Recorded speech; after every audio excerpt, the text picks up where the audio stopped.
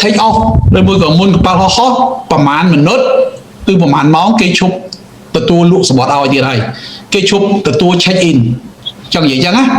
អាហ្នឹងគឺគេហៅថា cut off time ហ៎ចឹង cut off time កម្រិតប្រមាណឧទាហរណ៍ថាឥឡូវកប៉ាល់ចេញម៉ោង6យប់ម៉ោង6ល្ងាចចឹងណាអញ្ចឹងគេទទួលកុងតឺន័ររបស់យើងអាចឲ្យជិះកប៉ាល់បានត្រឹមតែម៉ោង4ទេណាបើឯកសារយើងឬមួយក៏កុងតឺន័ររបស់យើងបញ្ចប់ក្រោយម៉ោង4អញ្ចឹង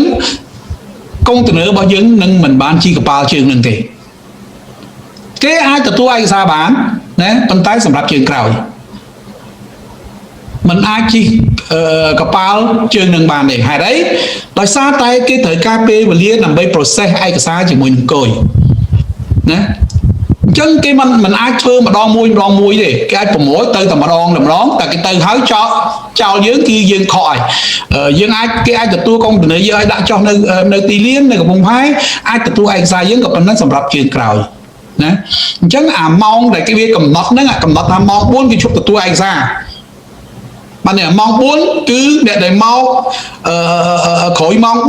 4គឺអ្នកហ្នឹងមិនអាចជិះកប៉ាល់នឹងបាន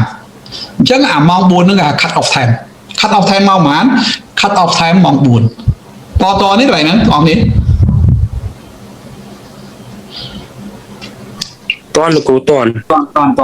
អូខេលីអៀតន់នេះលីអៀកន្លែងហ្នឹងតន់លោកគ្រូតន់អូខេអញ្ចឹងយើងទៅមុខទៀតអូខេអញ្ចឹងឥឡូវយើងបានស្គាល់ហើយណាទីលានកុងតឺន័រទួលនីតិរបស់ទីលានកុងតឺន័រណាគឺតែប៉ុណ្្នឹងឯងអូខេឥឡូវយើងមើលផែស្ងួតវិញម្ដងផែស្ងួត